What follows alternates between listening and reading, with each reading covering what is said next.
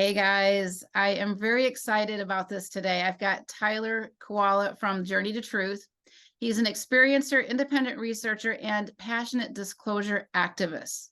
Most popularly known in awakening the community for the Journey to Truth podcast, hosted by him and also fellow disclosure activist Aaron Kuhn.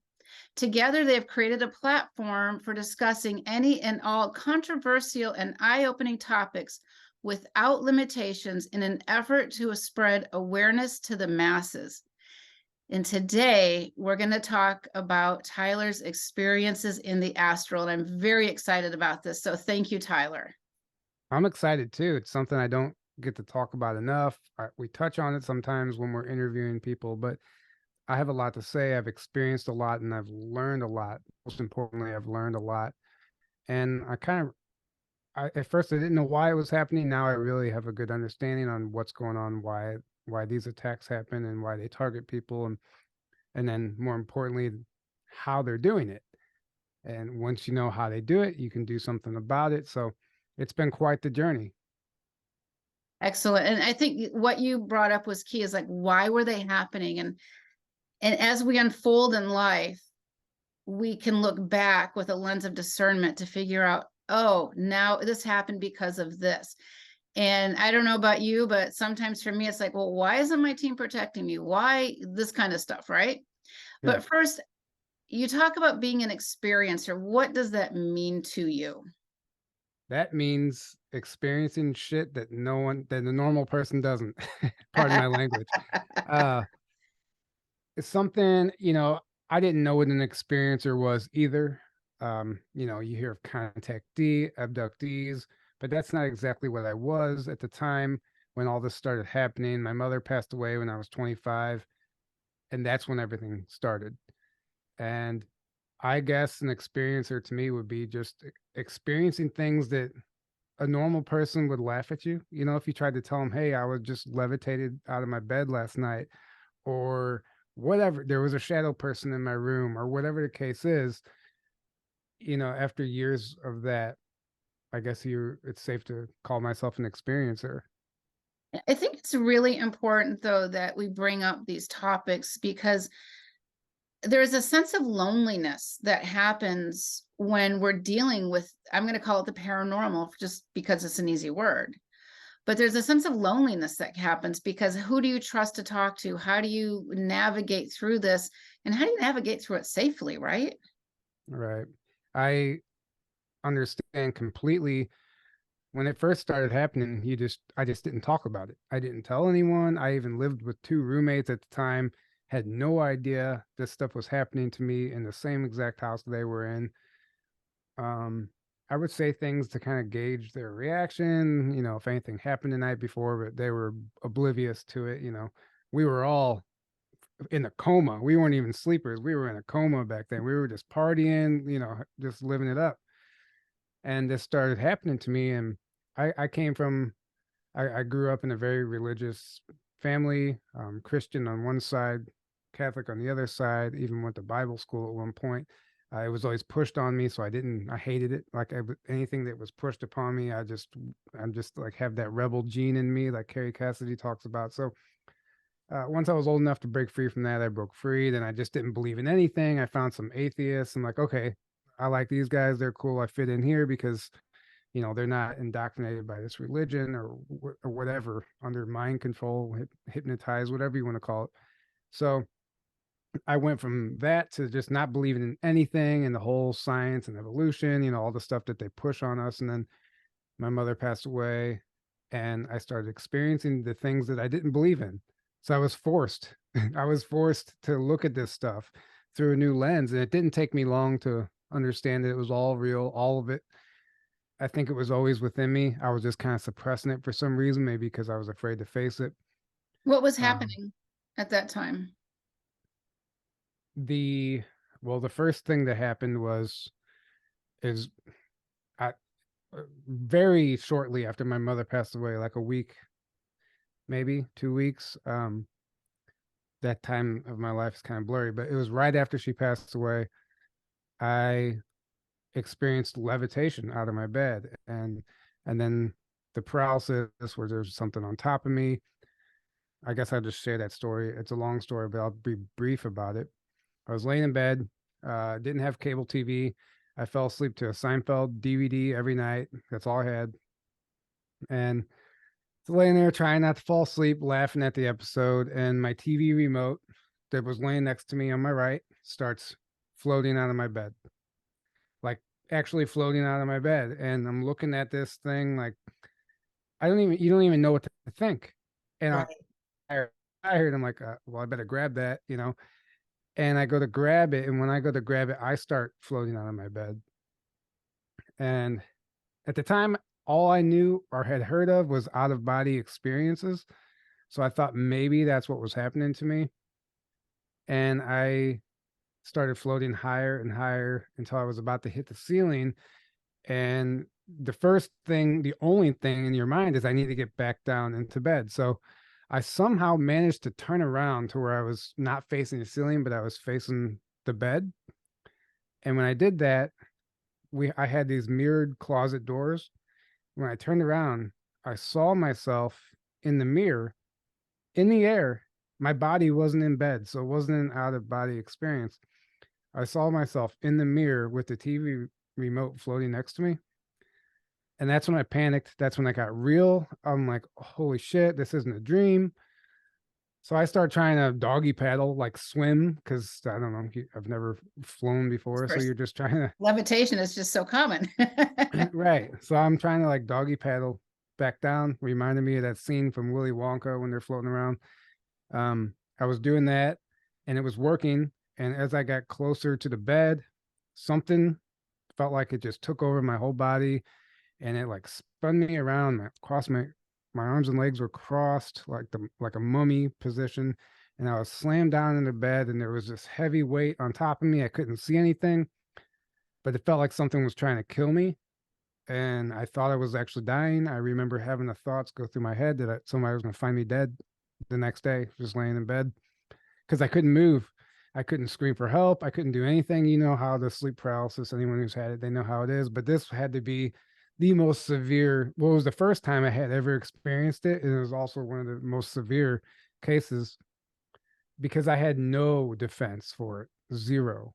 And they got me. And I remember just sitting there like trying to give myself a pep talk, like, come on, you can do this, you can do this. After I had all the dark thoughts about dying, then I was like, okay, I can no, like just move. Why can't you move? Just move your arms, move your legs. So I'm talking to myself and I'm like, uh, it's just part of my language, but I'm telling myself, I'm like, come on, don't be a pussy, you can do it. and and I somehow managed to break free and I jumped out of caught my breath. I jumped out of bed. I don't even know how fast I made it into the kitchen, but it was like that. I flung the door open and ran down the hall. I was in the kitchen, looked back. I'm like, what the fuck just happened? And I'm standing out there for who knows how long, looking back down the hall, expecting like some demon or something to come down the hall, come out of my bedroom. I finally catch my breath and I walk back down slowly, peek around the corner. Yeah, everything's clear. No, everything's fine. And I turned all the lights on and I never went back to sleep that night. And that was the first time that it happened. And that was the first of many of That's years terrifying, worth. right? It is Yeah, terrifying when that happens. first of many. Um, Happened for years. Yeah. wow. Did anybody else in the house that you're living with have those experiences, or was it just you? Not that no one ever mentioned anything to me. Okay. So yeah, I have a theory. Do you think back then the dark side saw your potential future? that's possible. I've also gotten some other information over the years that makes a lot of sense too. I think what you said is very possible, and I think that might be why some of the attacks continue because of the work that I'm doing. But it was through a session I had with somebody where it came through that I was they were using me. So once they're always after our souls, as you know. Right. They're always after our souls. So my mother had just passed away, and let's just pretend something was after her soul, right after she transitioned or she didn't transition yet. Apparently, according to the information from this one session, I was being used as bait to lure my mother's soul in so they could try to trap her soul. Which makes a lot of sense because they would know that she couldn't stand seeing me suffer in the way that I was at that time because I was suffering. It got to the point where I was 25 and I was afraid of the dark. I was afraid to go to bed. Hmm. I wouldn't watch scary movies. Girls go on dates, they would laugh at me because I was afraid of scary movies. They'd make fun of me. Oh, you're not a man, whatever. But I didn't want to tell them what was happening to me because I thought it was crazy. It was a tough time. It was a very tough How time. how do you, and this is, I've dealt with this too, but for those out there listening, how do you deal with knowing what's real, right? How do you keep your sanity with reality at that time? Um, you Or don't. do you? You don't actually. I miss countless days of work. Um, I miss countless nights of sleep. It's amazing I still kept a job. Luckily, I had a cool boss, and I was in construction, so they're a little more lenient. You know, it's not. It was just I was in a good position as far as that goes. But um, maintaining sanity at that point wasn't the hard part. That came later. That came way later after it really picked up because it became more than just attacks. It became it was some positive, very positive stuff as well, but it became like an entire different reality where that was happening to me at night. This experience that I was having at night, every night almost, it was hard to distinguish that between my normal reality, and it was all merging and blending. So that came way later. At the time, what saved me was finally deciding to tell my father about it. I decided to just I had to tell somebody, so I decided to tell him. I opened up to him, and it was amazing what happened after that. Like all the help that I needed just showed up. But all it Yeah, took for me was to speak my truth. I had to say something out loud. That no one's gonna come help you if you don't ask for help, or if you don't start speaking your truth. And there's a whole snowball of synchronicities that happened at that point that led me to Reiki energy healing and just so many different modalities and different people that were experts on the subject and whatever. And I actually found like a whole tribe of people that were experiencing the same thing. And that led to some major discoveries. And then I figured out a way to combat it. But then that's when I realized, wow, these things are tricky and they start changing their tactics, and it's a whole story. But yeah. absolutely they do. Status quo is not good. And I Yeah. think for many people who consider themselves light workers, we all need to up our spiritual toolboxes because they can match frequency, punch through and retreat and come back. Yeah. Question. Yeah. How did you and Aaron come together to do this podcast that you guys do? We met at a conference in 2018 in Loveland, Colorado. Um, we met there, but we found out that we both are from the same city, same town, St. Louis, and we just kind of hit it off as friends. And when he came back through town a couple weeks after the conference, we met up for lunch, and we both kind of wanted to do something. He had an idea for the podcast. Honestly, I thought it was not a good idea. I was like, well, I mean, I was like, sure, why not? Let's do it. But I didn't, that's not what I had in mind. And, but I figured, why not? We're not doing anything else. And we had zero expectations. I mean, when I say zero, I mean zero. Like, this was just like, why not? Like, let's just do it for fun. Well, 4.5 years later, here I am. Isn't We've that hosted, crazy? yeah, And we've hosted, it makes me wonder what your lifetimes were like in past lifetimes to come together to just merge so quickly, and nothing is effortlessly, but it seems effortless, right, to the viewers. But you guys really have a great sense of seeking the truth mm, in so many ways where most people are afraid to go. I mean, true spiritual courage is standing up to the face of fear, right? yeah. And when you do that, you knock them down. And you guys have been doing that for so many thousands and tens of thousands, hundreds of thousands of people over just a mere 4.5 years. Yeah, it's pretty incredible to think about actually when you put it into perspective like that. When you say effortless, that's what it was. I think that's why. I don't know why it happened the way it did, but we were meant to be doing this. And at no point did we have to force anything. It was like the universe just kind of took the wheel, and it was effortless. We didn't really hit any pushback. There's a couple road bumps. You learn things the hard way, but we were amateurs. We had no experience at all. So, but it was all kind of divinely guided, I would say.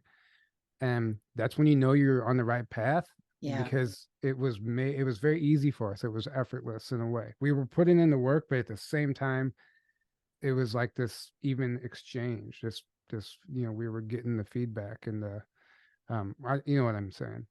Oh, absolutely. And it's so cool when that happens, right? I mean, Hmm. how many of us, what you guys have as a team, and you can call yourselves a team or, co-host or whatever it is, what you guys have, so many people want and strive for, right? But what is meant to be is meant to be. And I want to kind of go back to your mom a little bit. And you were talking about how the dark side essentially was torturing you to see if they could get your mom, you know, basically. And honestly, I had a similar experience with my dad. When my dad died, he started hanging out with us as a ghost. And way back when, I didn't know what to do about that. He didn't cross over, and I didn't know what the difference was. My in-laws died. They never saw them again after they died, but my dad kept coming back and forth. And one day, one of my daughters and I saw my dad as a ghost literally get taken by the dark side and go whoop and just disappeared. Oh, It was scarier and all, scary. He eventually came back, but he was really battered up. So the concept of these things taking our loved ones is a really big deal. This is why we want to cross them over and assist them. And do you know what happened with your mom at some point, or? she's transitioned. I'm pretty sure. Okay, I'm almost positive. I can't see into that realm. So obviously, uh, I don't have the visual evidence, but I feel you're like you're she's, you're right on with that. Yeah, yeah. absolutely. Somewhere along the way, and I get the impression, by the way, they're actually showing me pictures of your mom being some type of important figure. I don't know what it is, but her time there was done so she can assist you. Rarely, and if you don't mind my talking, they're just like, No, sure.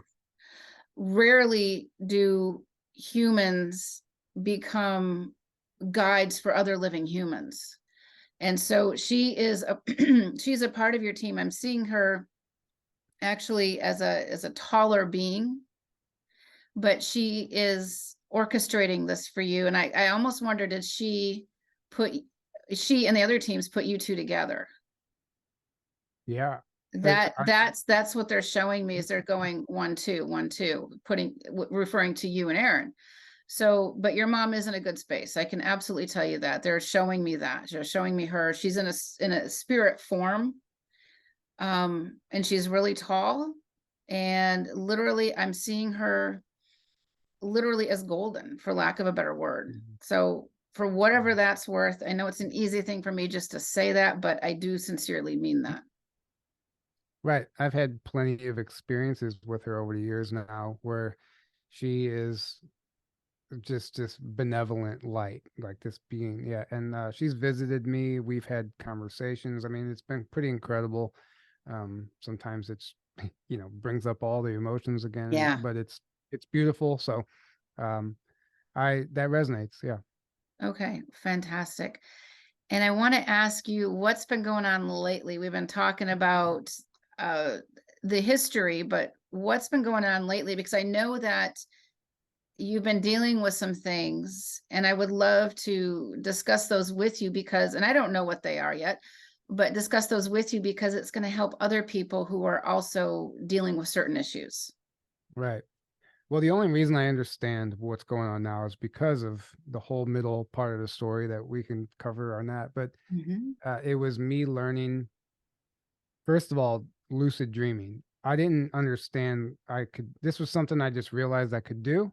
It wasn't Okay. something I practiced, Tell me but give us what is lucid dreaming? And we can go to the middle of the story too. We can chop this It, part out, but it might help. So okay. lucid dreaming to me is one night I discovered I was having this experience, having this dream, and we were driving in this car, and this like UFO came over the car, and then it took off, and I was with these other people, and we were like, oh my God, that was awesome. I'd love to see that again. And for some reason, I just like it came over me. Something said you can see it again. Just go back. And it was like, oh, it just hit me that I knew how to do this. And I literally like rewound my dream like a movie and went back, and I was able to like go slow it down and watch it again and look closer at the craft. And it's like you could pause it, you could fast forward. It's like a literal movie, and you can start controlling your dreams. And not only that, you're conscious now. You're aware that you're dreaming, and so you understand that you can wake yourself up at any time if there's danger or whatever. So this is something that I slowly realized that I could do. And once you start understanding that you're dreaming, and you're not, most of the time you wake up and like, oh God, that was just a dream. But now I'm dreaming and I know it's a dream. So then you can take control, take the wheel. And this is when I started noticing the infiltrators, the glitch, the sleepwalkers, the dream walkers, whatever you want to call them. They would always, in my dreams prior to that, I realized that every time I would wake up paralyzed, something was attacking me in my actual dream, some sort of demon person. It didn't matter what it was. So then, now that I'm aware, I could see this thing like this. It would like just like blip into my dream experience, and I would notice it, and it would, no matter what, like a movie, it would just get closer to me, closer to me. And if it finally got to me, that's when I would wake up paralyzed with a shadow being on top of me or whatever. So then I realized I could wake myself up. And so on one occasion, this thing finally like was getting super close to me. It was a gigantic tall man, like whatever. And I was running from him. I went and hid in his closet in the dream, and he came busting through the closet, and I just like, wake up. So I woke myself up. And when I did that, I woke up with a shadow person standing next to my bed, like about to crawl on top of me. And I startled it. It wasn't expecting me to wake up, and I scared it. I know I did. And it like, you can see it in facial expression, but it's all energy. And I startled it, and it just glided out of my room, around the end of my bed, and out the door. And I'm like, wow, that worked. And I did a clearing. I knew I had learned how to do clearings and stuff. And I was like, wow, and I fell back asleep, and it never came back. So then I started just waking myself up sooner. And I started noticing as soon as they would infiltrate my dream, and I would see them there, they could look like whatever they want, an old lady, an actual demon, an animal, whatever it is.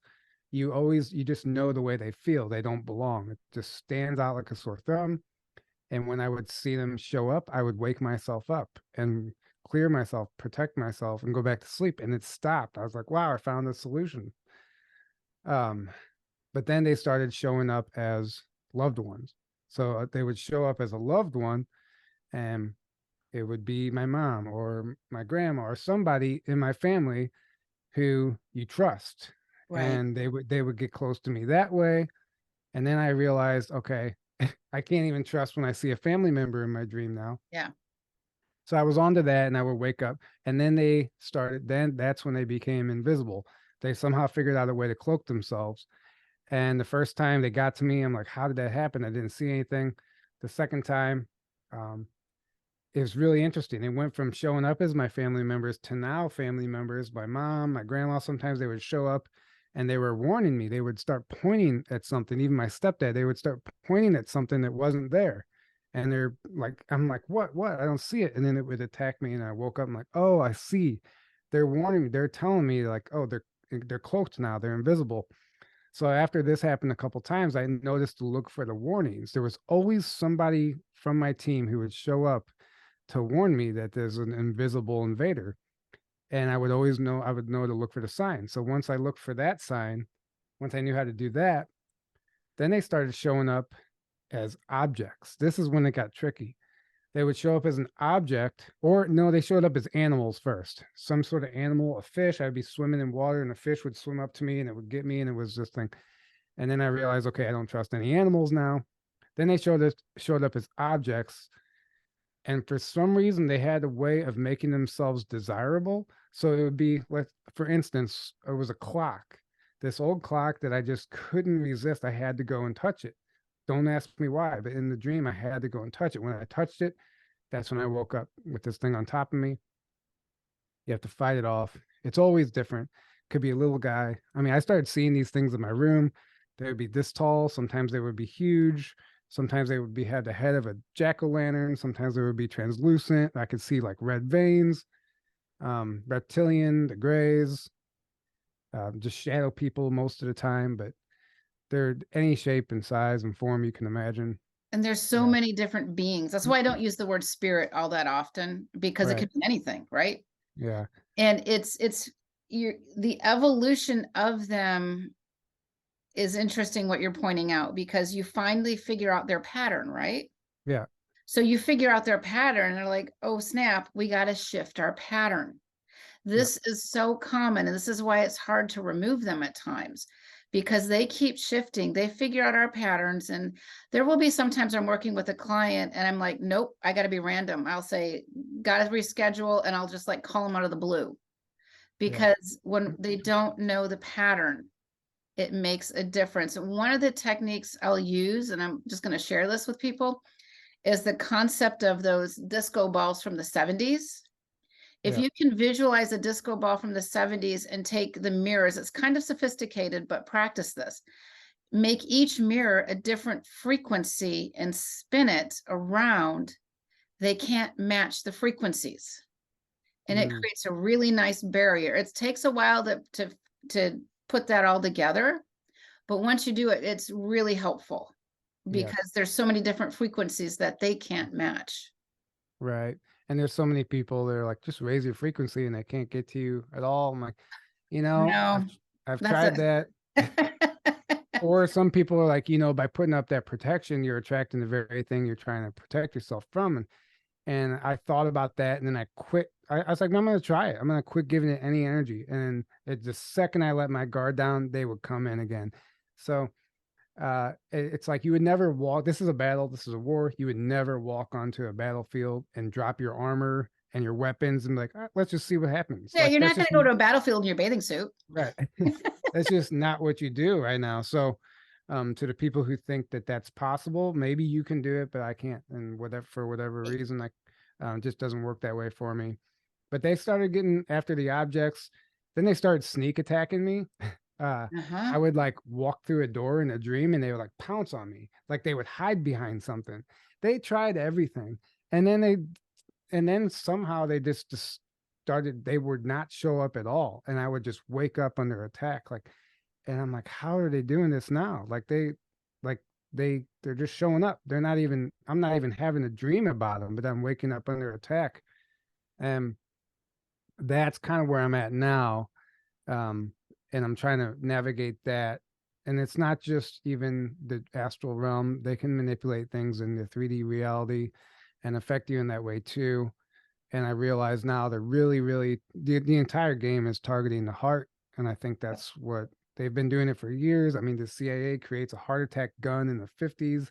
I mean, they're always going after the heart. It's not just it's the heart chakra, the heart center. It's where It's the not just seed atom of the soul lives, right? It's right. where our soul resides. And if they can harm the soul that way, Yeah. then they gain an upper hand.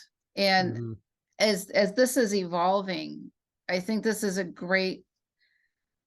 it's a great story to tell, because I think it's giving people an understanding of how this dark world operates. And just because we can't see them necessarily doesn't mean they don't exist. We didn't believe viruses and bacteria existed until we had the microscope, right? It's the Right. same concept. So if we can really understand this, and then I think this is where a lot of we've been given misinformation by the so-called light side, that are posers. They're really shapeshifters pretending to be light beings.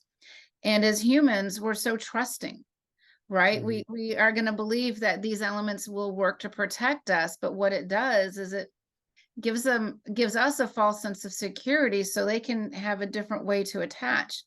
one of the best things that we can do is literally just remove them. And I kind of kid around, but I'm not kidding. It's like recycling's not going to save this planet. Mhm. Right. Removing the dark forces will, but they've been left unchecked for many millennia.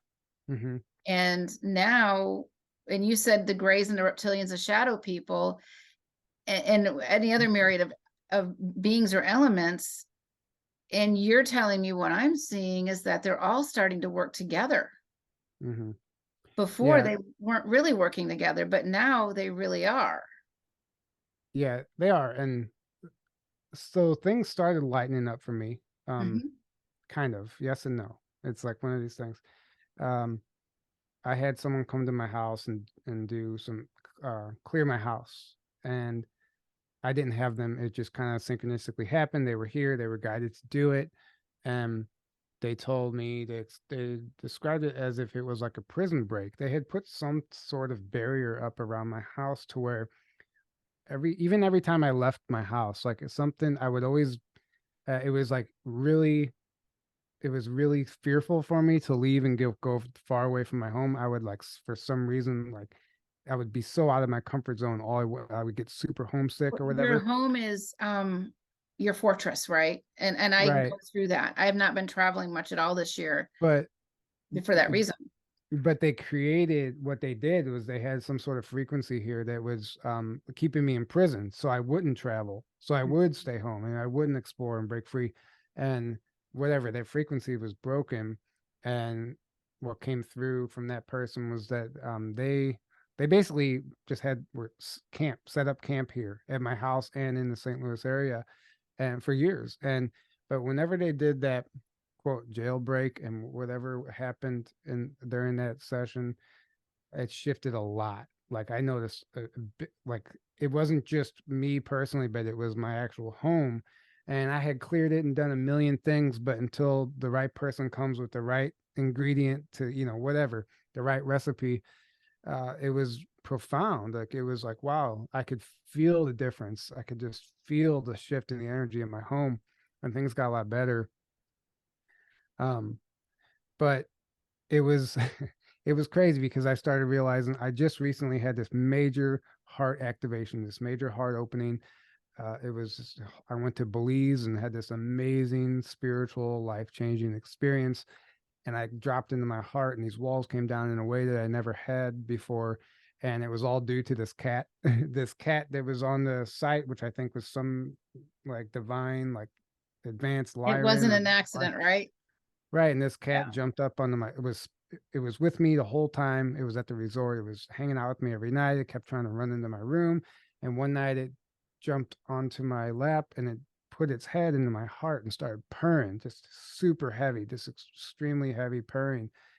And I knew what it was doing. It was like there was this communication. It was opening up my heart and breaking down those walls. And I had this amazing experience for the whole rest of the trip. It's a long story. But I came home as this new person in my heart and all in love with everything. And the very first thing that happened, I wake up the next morning, my dogs are going crazy, barking at something outside, just barking, barking, barking, barking. And I have to go look. And they had just as I walked out, my dog was killing a baby kitten. And there was a mother and a baby underneath the firewood in my backyard, which I don't know why they would be there because they know I have dogs, whatever.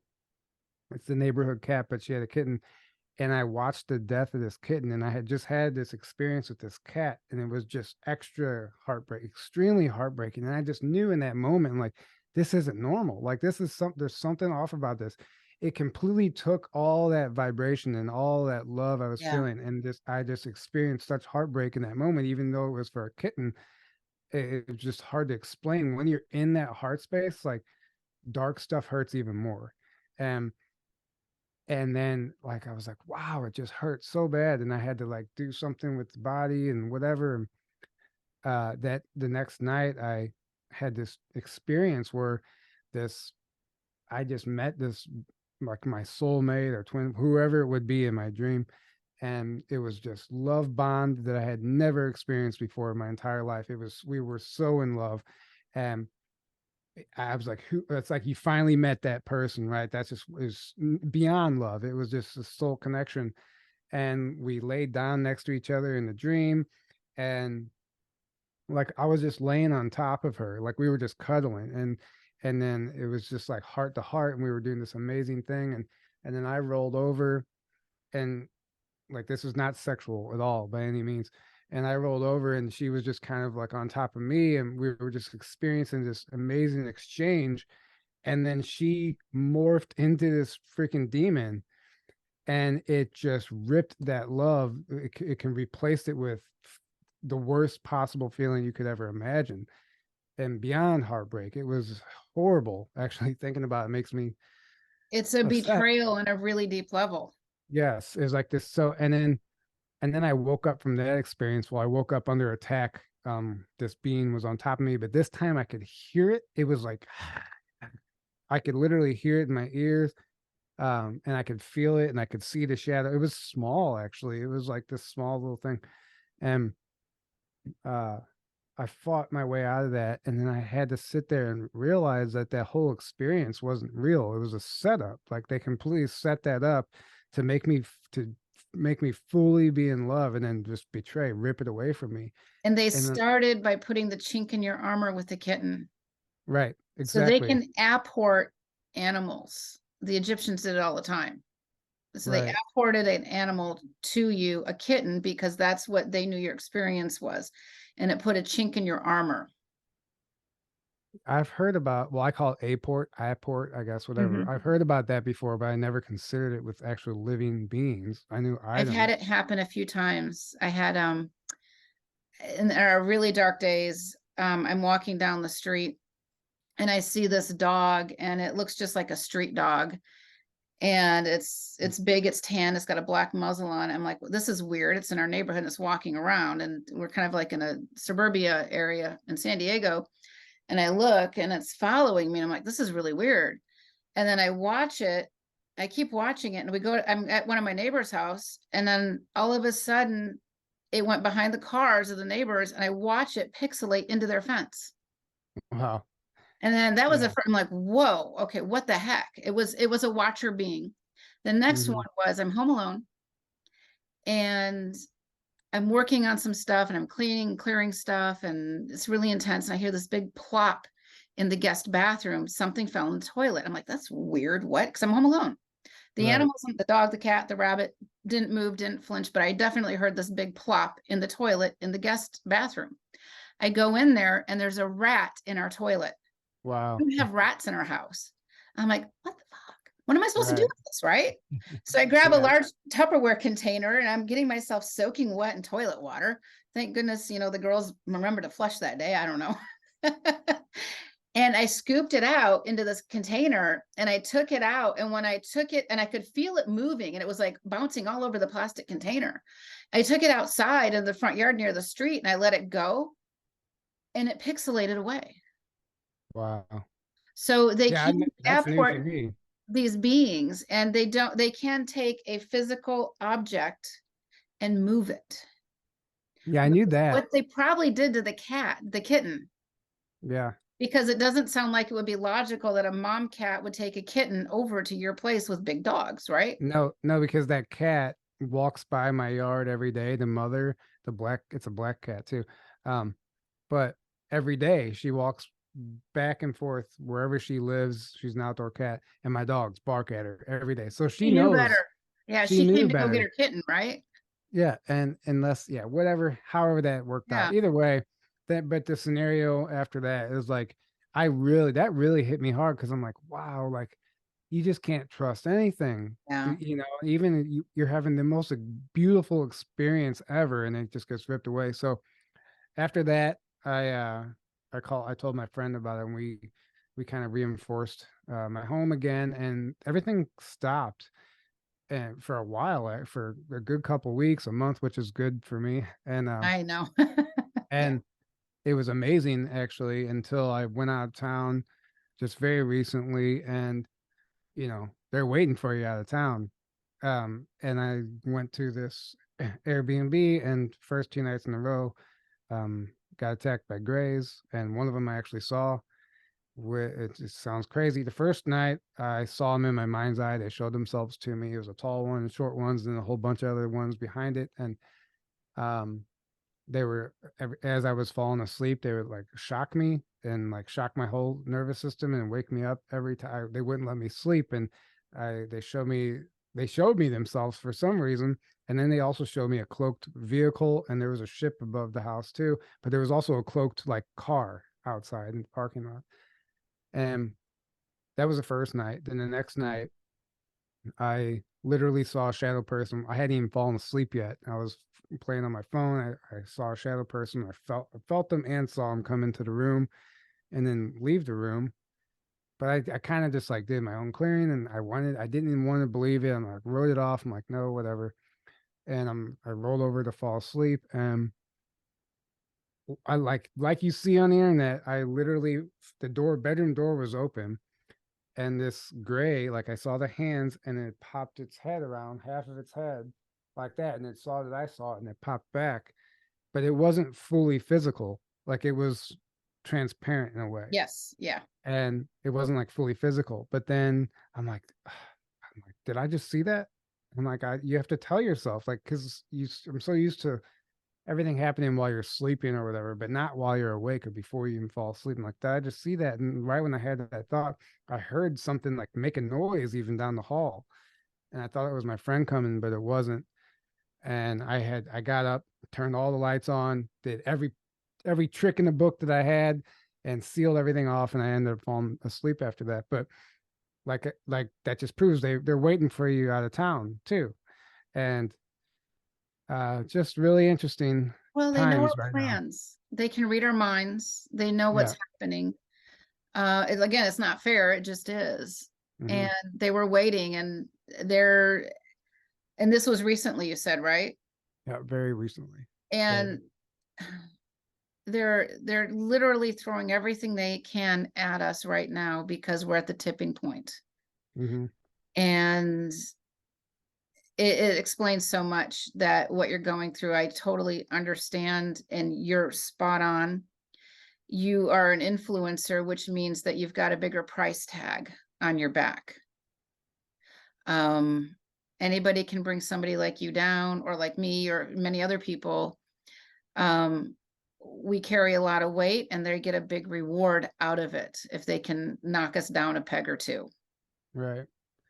Yeah. I mean, it doesn't surprise me. And I think I'm doing things, another version of me is doing things that's also pissing them off. And I think it's also not just an attack, but a retaliation to something I'm doing, like my higher self is doing, or another version of me is doing as well. Maybe that might sound silly. Or a But different timeline that you're on right. as well. I feel like some of it is a retaliation. It's not all just a random attack. And it's very multifaceted. There's many ways to look at it, but regardless, it's happening. And I keep seeing these people talking about like all the grays are gone, the reptilians are gone, and I'm experiencing them. I mean, you literally caught one on a gray on security camera, like, or not I've got a you, bunch but of grades on security camera. I managed to uh, honestly get on their ship and rip out their replicator. And then they came after me like hornets. And it was a rough night, let me tell you. And I learned quite a bit. But well, these they were guys, terrorizing a school, weren't they? they're terrorizing a school and some businesses, and they just had a um, Network.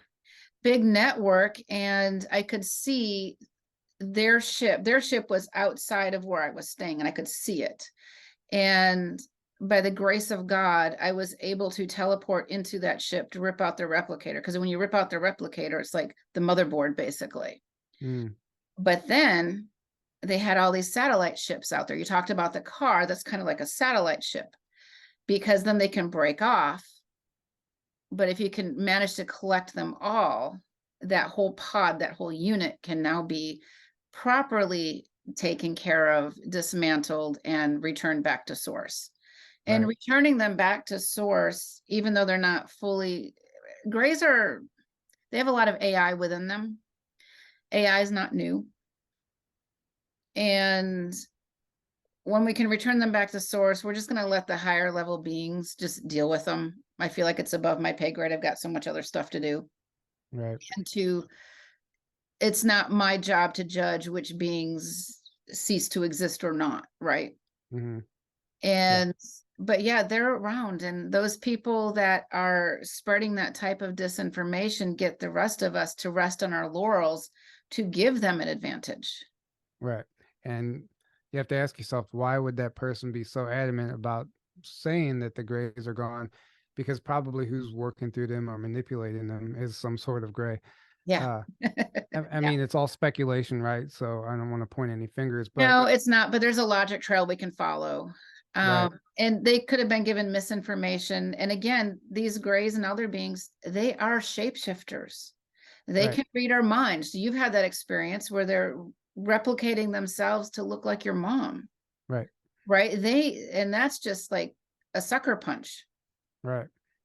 Yeah, and if somebody's fully hypnotized, they're under some sort of hypnotic spell, and somebody shows up as someone else, they might not be able to discern whether or not it's really that person or not, depending on how far gone they are, because Yeah. it really is what happens, unfortunately. Um, there's there's a number of people out there that I feel like, especially channelers and people who are constantly connecting like that, you need to just constantly be on guard. And like you said, always vet your sources. Never trust that you're Never fully trust. safe. Yeah. 5 years ago, people would give me so much crap. Oh, you're so negative. You're so negative. It's like, no, I'm trying to keep myself safe. Right. And just a quick word about channelers. Channelers really need to be careful who or what they're channeling. The light side doesn't need to go inside my body to give you a message, right? So we have to be really careful. It's not all channelers are negative or corrupted or whatever, but we really have to keep ourselves spiritually clean. Right. It's exactly channelers. I know some that are beautiful souls, and Hmm. I do actually, I truly believe, I know that some of them are connecting to positive groups. It's not every single channeler is manipulated, but if you aren't well versed in spiritual practices and cleansing, the whatever, just doing any of the protection And that you need upping to do. your practices, right? Right. Changing your practices out so they can't penetrate. Yeah. Right. Um, and we're all susceptible to manipulation, even when we think we're not. It Hmm. happens to the best of us, including myself. Even very recently, there was a situation where I should have known, I should have seen the red flags, but sometimes they just have a way of playing on something, one of your desires or emotions or whatever it is, that you might not even realize it's happening. It's all on the subconscious level until you're out of it. You never know you're under a spell until you're out of it, right? And then you Yeah. look back and you're like, wow, then you see it, and then then you watch the same person doing it to everyone else, and you could scream. It's like you could scream into it's like screaming into the wind. The other people, they're not going to hear you, and they have to experience it as well. um so there's so much deception right now within the community and within just the truther movement in general. And it's all by design. It's not like these people are just deciding to come in and be bad people. It's just No. people are being overrun sometimes, and it all starts really with the ego. If you're in your ego, if you haven't done any sort of like work in that area, if you haven't had like one or two or 10 ego deaths, then um Yeah. and they know that's how they can manipulate you. And if you're a very emotional person, if you emotionally react to everything, you're easily manipulatable as well, because you don't have control of yourself. And they know what moves you and what gets you worked up, and they play on that. So that's why we just talked about when we had you on the show. We just covered all that stuff, but self-awareness is key. It really is. And it's the key to holding our own power, because these beings, by design, humans are free will beings, right? God, source, gifted free will. We have the ability to make choices, etc. But these beings take away our free will. They mitigate our free will, and we have to have the power, the superpower, to circumvent and overcome that. And for a lot of people, it's like time and time again. Yeah. We have to look at how we're living our life also. Why do they keep coming in? Why do they keep, and I'll talk to people, and I'll ask them questions that are kind of like common denominators about why they're breaking through your force field. You're a little different because you affect so many that, you know, if versus your neighbor, if they're affecting your neighbor's probably just like low-hanging fruit, let's say. Sure. But when you are on a world stage platform, making a difference, bringing out these truths, that's a problem for them. They're going to throw Mhm. all their energy. Energy is just currency. Energy is money, right? They're going to spend their wad of money to try to break you down.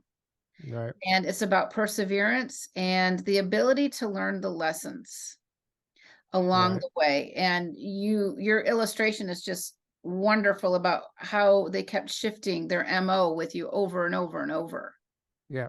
Well, and now what they're doing, it's like the astral attacks kind of stopped, but I see the attacks in my 3D reality, and they're subtle. It's like it's you always hear about how an entity can mess with your plumbing or your car or whatever.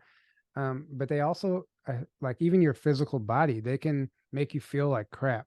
They can. There's certain things that I'm noticing now that I'm experiencing, even like emotions and depression and certain things like these negative thoughts that just coming in out of the blue. This is why it's always important to know when your thoughts are your own or not. But I'm noticing that it's like, wow, like all the attacks at night have stopped, but I'm experiencing everything now during the day. They're just they're just shifted their tactics again. So now I'm like really, really trying to like fight and combat those thoughts and take care of my physical body and understand that some of these pains and some of the things that are going on with me, they're not organic.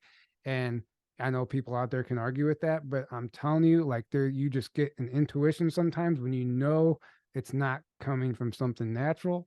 And that's another thing that they're doing. And I know that I'll sound crazy to some people out there, like that they just think, wow, he's completely paranoid. He's lost his mind. But when you have to live it, I'm sorry. Like When it's my, it's yeah, yeah, it's the Hollywood horror flick that never has the credits roll at the end, right? right. Yeah, there you go. But it will one day. It It will. will one day, yes. We're writing the credits now. Uh, Excellent. Yes, yes. And um, it's exhausting on a good day. yeah.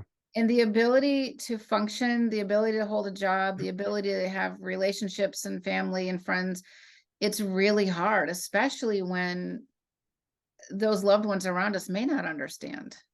Yeah. And And it's, yeah, there's yeah, so many more things. I mean, like we could do 5 episodes. We haven't even gotten into certain areas of things that I've experienced. Just other tactics. Like, have you read the book Alien Love Bite, Eve Lorgan? no, Um, I'll write that down. we've interviewed her. So it's how it's ET manipulation and human love relationships. Hmm. A few years ago, I experienced that exact same thing until that book just magically came into my awareness. I read it Right. and I had to realize that I had been completely duped into this love triangle situation that I was in, and um, all of it was set up, and it was like I just looked up and was like, "Well, you got me," but I had to like at that point I had to realize that like I couldn't is anything real? Is there anything positive? But then I just kept getting a message like, no, you're experiencing all this. You're being shown this. This is training. It's like how you become a master at anything, right? I'm not like I'm becoming some master, but there's no way that I could help someone else through any of this stuff until I've experienced it. And then I can just right off the bat, when somebody starts telling me something they're going through, I'm like, this is happening. It's going to sound crazy, but this is what you're going through. They're capable of this, this, and this. I'm like, no way, no way, no way. I'm like, well, you don't have to believe me, but I've experienced it, and I know this is what they're capable of. And don't hold the, they'll go to any lengths. They'll go to extreme lengths, whatever the case is. But uh, they can make you fall in love with somebody who isn't in love with you, and then they can make that person fall in love with somebody who isn't in love with them, Yeah. and they can make someone fall in love with me that I'm not in love with them, and it creates this loosh farm. And they create what they do is they'll give you astral experiences with the person that you're quote in love with, but it's not love, it's complete hypnotic, it's a love spell. Manipulation, right? Yeah. But they give you these unbelievable astral, like amazing astral experiences, sometimes sexual, sometimes very heart bonding, with this person, but the other person is having them with somebody else, and then there's somebody else having them with you, and it's just creates this like love sick, this heart, this everyone's like love sick, if it makes sense, and they feed off of that, and they create this luge farm, and it creates absolute downright misery. It sucks you so far off your path. You're so much under a spell. All you can do is think about this person, and nothing else matters. And sometimes it could be the narcissist empath relationship. It doesn't matter. They can just, pick and choose however they want to do it. But this is another thing that they do. And there's an entire book Eve Lorgan wrote on it, and I just scratched the surface on what they're capable of and how they manipulate people that way.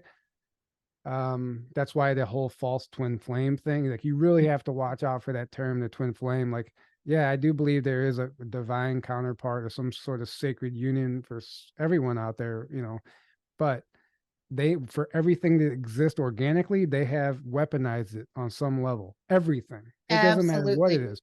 Even seeing numbers, like synchronicity, how people like see their numbers. Like, you don't think the dark can put numbers in your face Uh-huh. and steer you down the wrong path? Like, that's what I'm trying to get. That's the point I'm trying to get Yeah. across here.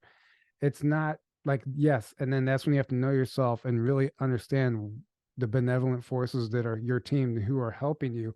And then when you do see those numbers, or you do have a synchronicity, you can feel into it, and you're not in your mind. Your mind just gets excited because you had a synchronicity, because it's new. You're going through a spiritual awakening, and you're not feeling into it. But once you know yourself, you can feel into that. And like, even though that's a beautiful angel number, I'm not, something's off about it. I'm not going to follow that. And, whatever the case is, you learn to take control of your own life.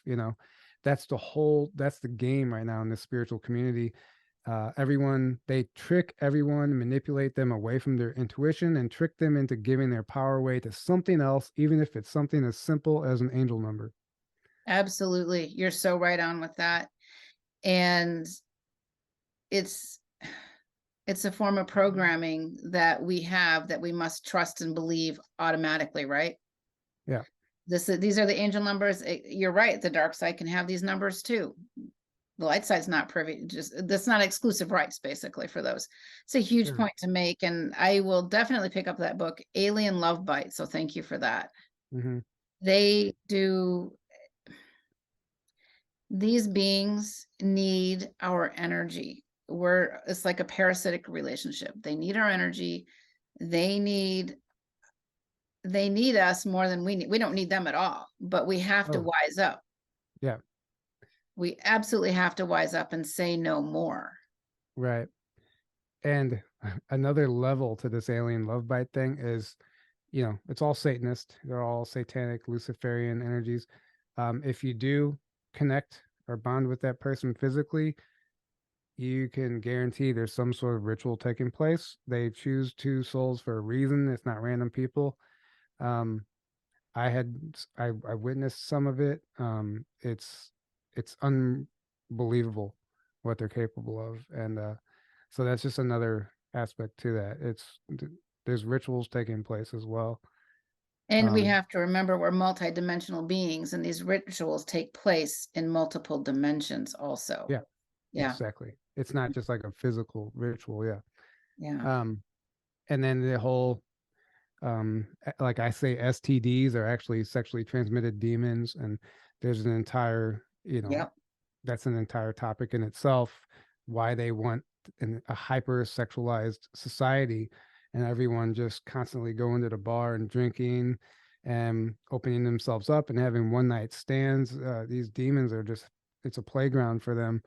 You can call them demons, you can call them whatever you want, but Yeah. they hang out in the bar scene. The And bars are, we see these TV shows all the time where these ghost hunters or whatever, like, have all this fancy equipment, and they like go, I don't know, some old prison or whatever, and something happens, and they all like scream like little girls and run out the door. Well, if you want to ever have an experience or encounter with a demon, go to a bar, go to a hospital, go to a graveyard.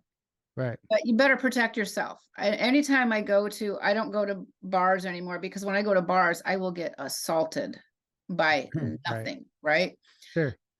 Cemeteries, not, no. But hospitals, we have to remember that these guys like low frequency, low energy. Fear is their friend. Yeah. So when they can, hospitals are full of fear, right? The only Yep. time that something is not fearful and it's still fearful is like when somebody has a baby, but usually hospitals are fear based. So when you go into a hospital, you need to really go in protected Yeah. because it's full of fears. And I've seen the security footage in hospitals of an overnight security guard talking to somebody who isn't there, opening doors for him, whatever, and Yeah, then they'll show the security footage to him the next day, and he's remember? like he no he remembers it, but Oh, he does didn't he? he thought he was talking to this person, and then they're like, actually, this person just died yesterday. Mhm. Um, you were talking to her ghost, and like these people, I've seen a few cases of this now, so they're this is just an example of like them showing up. And that doesn't mean they're a demon, but it's that person who hasn't transitioned yet. Um, Right. really interesting There's a stuff. lot of demon energy, dark Yeah. energy in hospitals. I've cleared my fair share of them. Yeah. They, it's just a feeding frenzy, and Hmm. we have to decide we're no longer their food. Right. Another aspect of the whole sexual thing is something Max Spears used to talk about, which I've expanded on just through my own research and experience. But he used to talk about they would send over the Russian honeypot spies, like in the 50s and 60s or whatever. They would send, he said, everything happens in the astral realm, even the elites, everything, all the important meetings, it all happens in the astral realm. And he talked about like the Hilton hotels being like a meeting place for them, one of the meeting places for them. But he said everything, all the information, everything is stored. Everyone has keys and codes, and it's stored in your astral body. And they have figured out a way to retrieve information from somebody just through their energetic etheric blueprint, and that's obtained through intercourse. So they would have these Russian spies come over and be a honeypot for one of our high ranking officers in the military, whatever secret service, whatever agency, and she would sleep with this person, and as soon as you have intercourse, it's like she downloads all of his information, all of his keys and codes that unlock his information in the Akashic records that only he has the keys and codes for, but it can be passed on through intercourse. And then that woman would go back, and they had teams that knew how to obtain that information. This is something that he talked about they were doing back in like World War II times. You don't think that's happening now in this very community the same exact way? Certain people who like the whole in that alien love bite is one scenario. They might send a person in to get information from you, something crucial to access the Akashic or your Akashic records or whatever it is. It gets really deep. It sounds really crazy, but this is the reality of the situation as far as I'm concerned. If you don't want to believe me, you don't have to. But I'm with you on it. It's there's a lot out there. The world is not as simple as we thought it was 10 years ago, 20 years ago. And knowledge is power, and we have to literally bring this to the forefront and let people choose what rings true for them versus just sitting on their sofa being a couch potato or whatever it is. We're very dynamic, and we need to work together to overcome this. And I really want to thank you so much for spending some time and talking about your experiences, because what you're experiencing is very unfortunately more common. You've had your fair share of like inundations, you're getting it from all levels, but it's not to say somebody isn't waking up with a shadow being on top of them or a gray alien, an abduction, or whatever it is. So for better or for worse, you've had a conglomeration of these experiences where many people may have had one or two. Just because you've only had one or two doesn't make it less valuable. It makes it very important, because this is about soul sovereignty and retaining soul sovereignty and keeping a healthy soul and growing a healthy soul. right. So thank you so much. I really appreciate your time, Tyler. So thank you. Yeah, thank you. I appreciate being here, and I love getting a chance to share all this stuff I don't always get to talk about. So There's even more, but we're not, for the sake of time and for the Well, sake we're gonna have a part 2 at some point, I of promise you, because these no, are that's important fine. aspects, Yeah. absolutely. And you can find Tyler Journey to Truth on YouTube and everywhere else out there. They have some conferences every year, so check them out. And thank you again very much. Yeah, thank you so much. This was fun. Yeah, it was. Thank you.